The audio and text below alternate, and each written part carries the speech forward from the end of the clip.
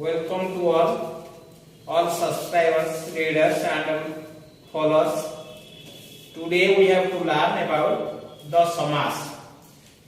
समास क्या होता है?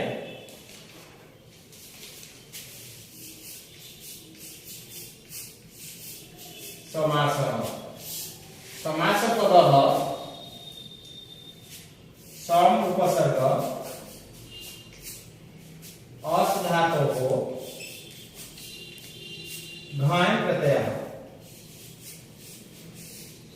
अस्य समास इत्यस्य पदस्य प्रकृति प्रत्ययः भवति सम उपसर्ग अस धातोः घाय प्रत्ययः अस्य व्युत्पत्ति अर्थः भवति समासनं समासः समासनं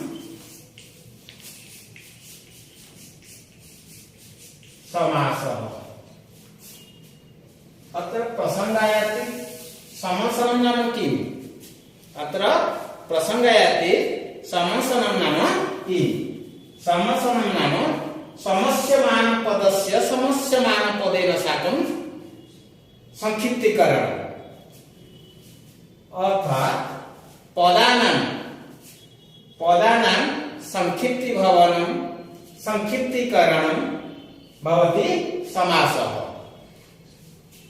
पुनश्च समस्यनं नाम समस्य पदस्य समस्य पदेन साकं संबंध पदस्य संबंध पदेन साकं समासः भवति येन केनापि पदेन समासः भवितुं नार्हति उदाहरणं यथा राम गृहम् अत्र रामः गृहम् इति पदद्वयस्य समासनिमित्तं सामर्थ्यं नास्ति अतः पाणिनिना सूत्रपणितं समर्थः पदविधिः अर्थात पदानां समासार्थं समर्थः भवितुमर्हति समर्थः स्यात् यदि तर्हि समासः भवेत् अदरवाइज समासः न भविष्यति अत्र अनेक प्रसंगः आयाति समास और संधि इसमें क्या फर्क है संधि और समास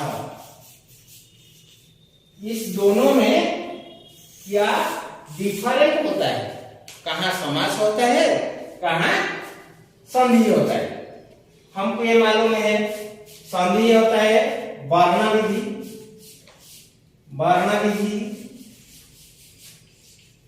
ये होता है पद विधि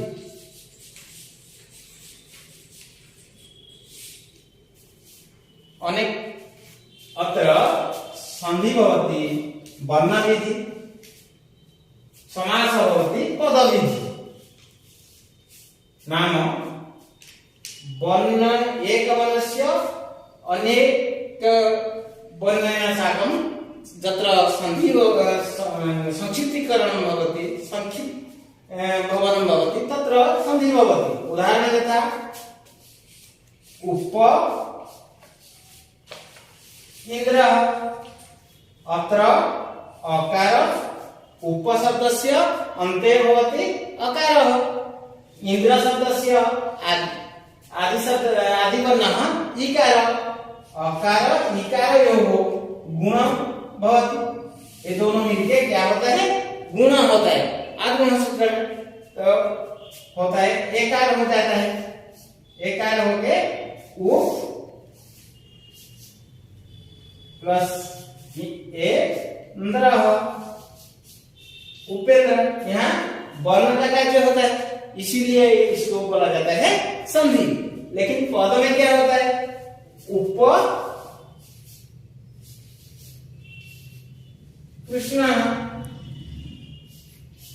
उपकृष्णः कृष्णस्य समीपं तस्य गृहवाक्यं भवति कृष्णस्य समीपम्। अत्र संधि न भवति परन्तु संक्षिप्तीकरणं भवति। उपकृष्ण कृष्णस्य समीपं तस्य विग्रहवाक्यं भवति। कृष्णस्य समीपं जदा वो समास हो जाता है तभी उपकृष्ण हो जाता है, संक्षिप्त में उपकृष्ण हो जाता है।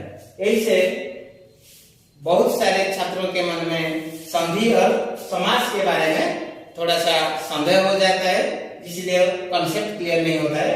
अभी संधि और समास का के अंदर क्या फर्क है समझ में आ गया। फिर आता है समास क्या है। समास क्या है?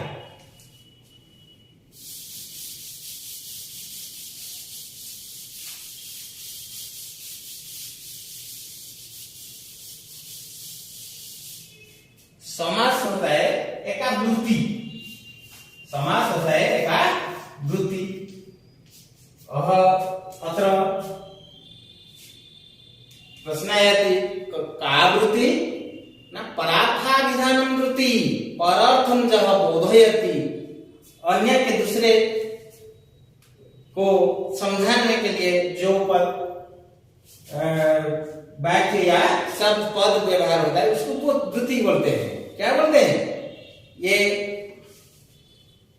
डस्टर है, इसको समझाने के लिए डस्टर शब्द का प्रयोग करते हैं। ये ब्लैक बोर्ड है, ये ब्लैक बोर्ड पद होता है, ये एक चीज होता है अर्थ। इसे वृत्ति परार्थाभिधानं परार्थं बोधयितुं व्यवह्रियते वृत्ति इति पदेन कथ्यते। सा वृत्ति तो पंचधा क्लु तदित समास क्रुत तदित समास क्रुत तदित समास सनंजंत सनंद्यंत धातु रूपा पंच वृत्तय। तो समास का वृत्ति हो गया। समास में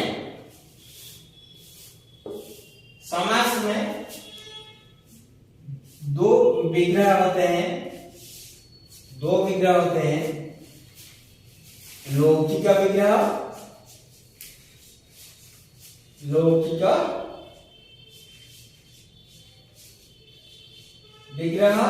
अलौकिक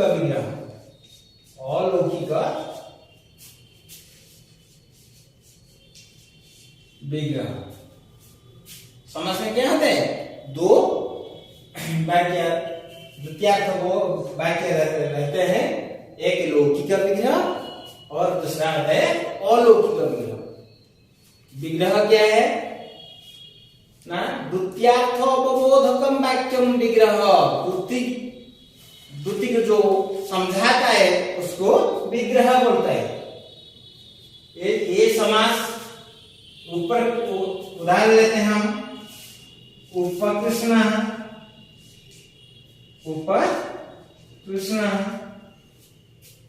इसका लौकिक विग्रह होता है। इसका ये तो संक्षिप्त समस्त पद होता है, समास पद होता है। इसका अर्थ क्या होता है हमको कैसे मालूम पड़ेगा? इसका अर्थ क्या है ना विग्रह में?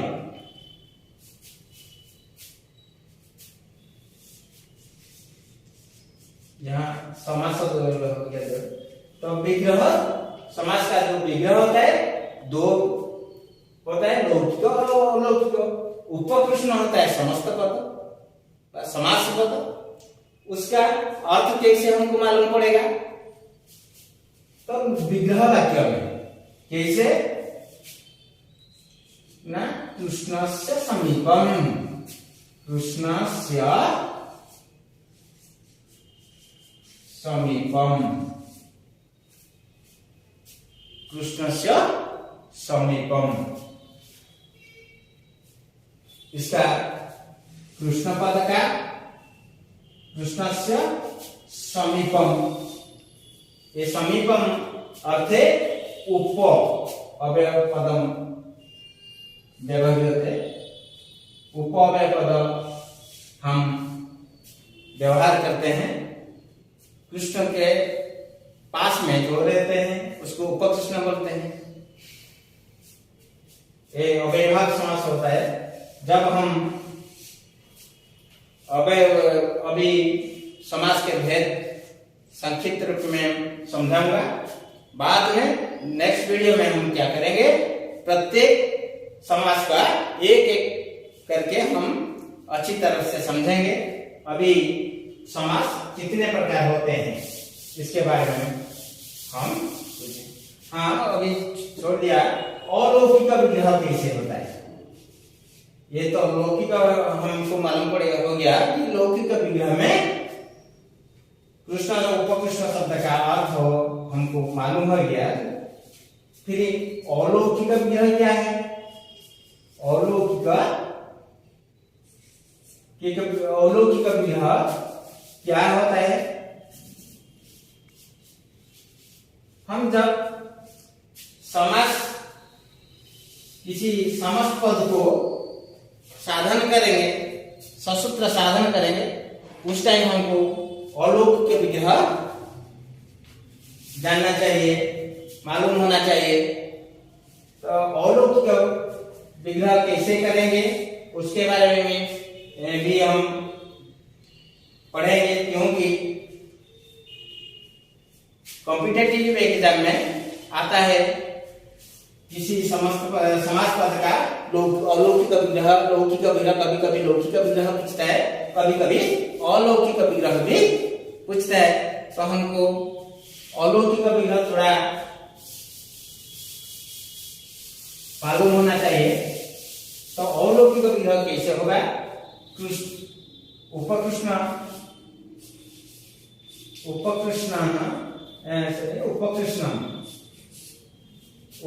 पद का अलौकिक विग्रह, लौकिक विग्रह होता है कृष्णस्य समीपम, कृष्णस्य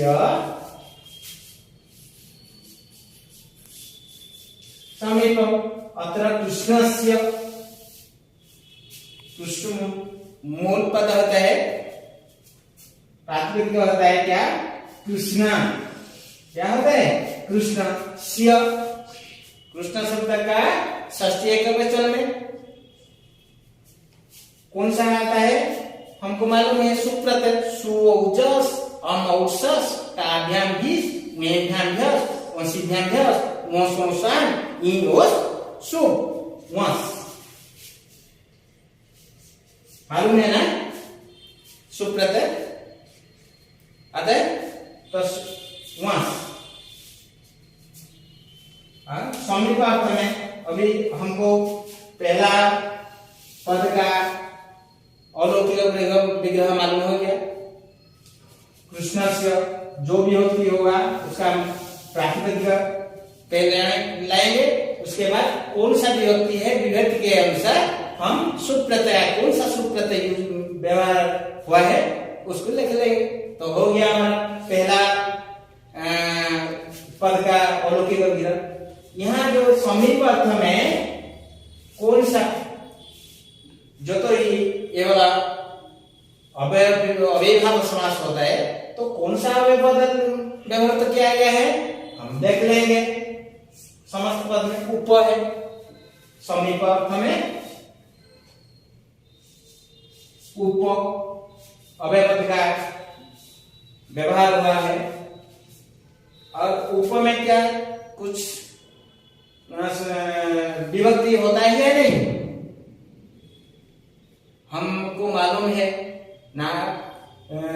अव्यय पद में कौन सदुष त्रिशूल इसको हम जानते हैं, लेकिन यहाँ तो कौन सी विभक्ति होना नहीं चाहिए, इसका पास है या नहीं है, क्योंकि सब अव्यय पद प्रथमा एक वचन में व्यवहार होता है।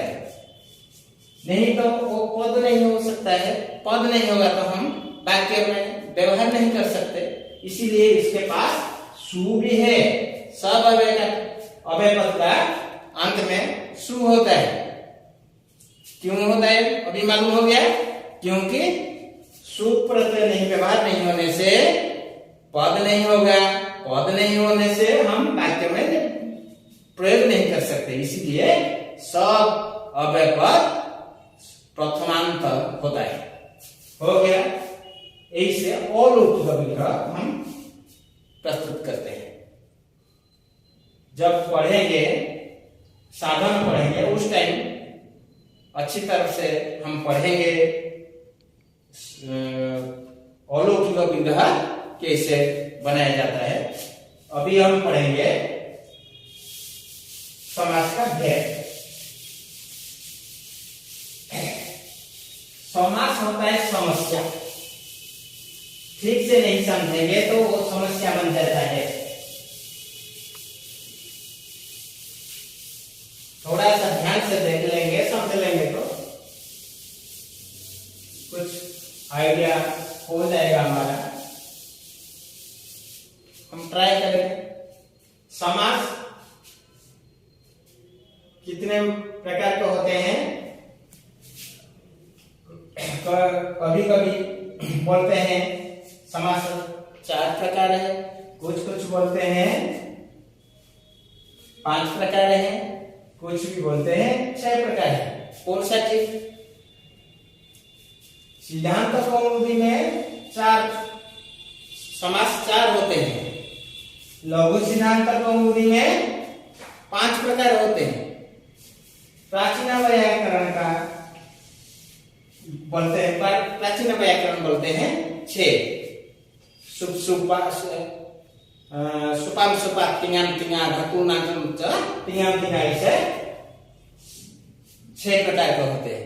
हम जिन क्लास में पढ़ते हैं हमारे क्वेश्चन वैसे देखेंगे, वैसे बोलेंगे। तो जो बोलेंगे हमको यदि समास का भेद मालूम हो जाता है, जो बोलेगा 4 हम समझाएंगे। वो 4 होता है, इसे 4 हो गया। किसी समास को छोड़ दिया गया। जब भी कोई भी बोलेगा समास 5 होता है, भाई तुम कैसे 4 बोलते हैं? हाँ भाई 5 होते हैं। किसलिए? तुम यदि अपने आप समझ सकते हैं तो अब ज्ञान है तो अन्य को समझाएंगे, समझ पाएंगे।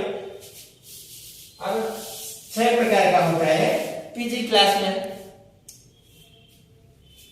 व्याकरण भूषण था, उसमें पढ़ेंगे तो 6 प्रकार का होता है। सुपा तिंगाम तिंगा धातु ना तो तिंगाम तिंगा, ऐसे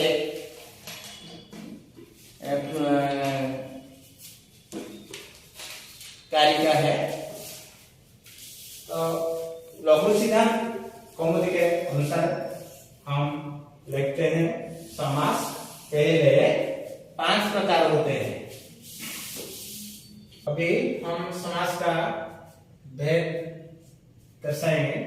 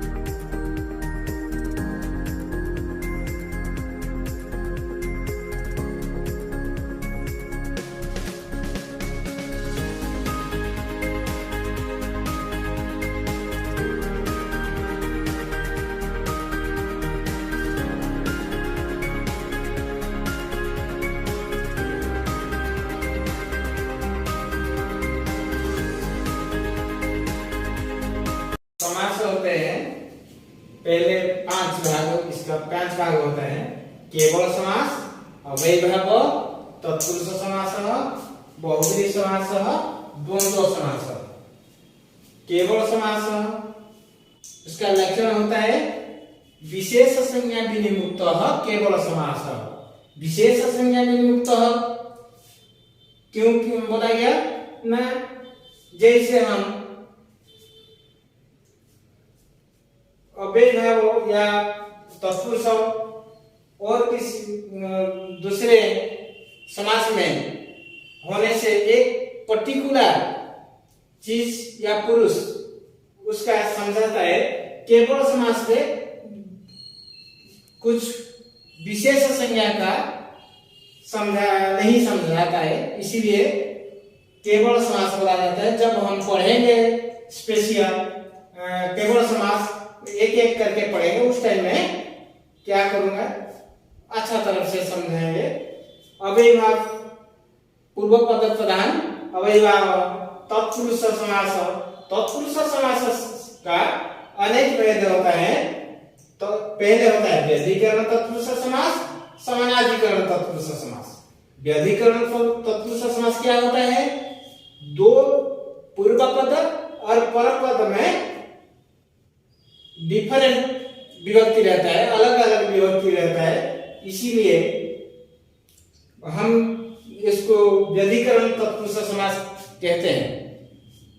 तत्पुरुष समास में क्या होता है, पहला पद अलग विभक्ति रहता है, लेकिन परपद प्रायतः प्रथमा विभक्ति में रहता है, इसीलिए उसको क्या बोला गया ना, व्यधिकरण तत्पुरुष समास। उसको 3 भाग में विभक्त किया गया है, विभक्ति तत्पुरुष समास, न्याय तत्पुरुष समास, उपपद तत्पुरुष समास।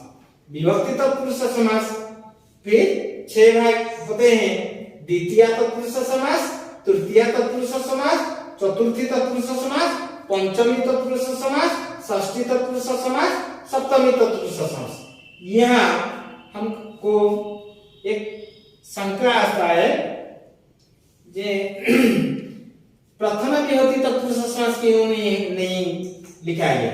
प्रथम तत्पुरुष समास मैंने बोला ना, व्यधिकरण तत्पुरुष समास में परपद प्रथम विभक्ति में होता है, पूर्व पद यदि प्रथमा विभक्ति में होता है वो क्या बन जाता है, समानाधिकरण तत्पुरुष समास। इसीलिए प्रथम पद द्वितीय और परपद प्रथमा विभक्ति होते हैं, इसीलिए प्रथमा तत्पुरुष समास का ग्रहण नहीं किया गया। और दूसरा चीज है, पहला पद में तो विभक्ति तत्पुरुष समास में क्या होता है, प्रथम पद जो विभक्ति में रहता है उसको वही तत्पुरुष समास, वही विभक्ति का तत्पुरुष समास कहते हैं। जब हम तत्पुरुष समास का स्पेशल चैप्टर पढ़ेंगे उस टाइम अच्छी तरह से समझें।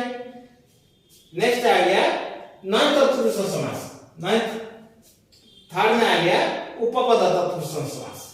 नेक्स्ट समानाधिकरण तत्पुरुष समास, उसका 2 भाग आते हैं, कर्मधारय और द्विगु।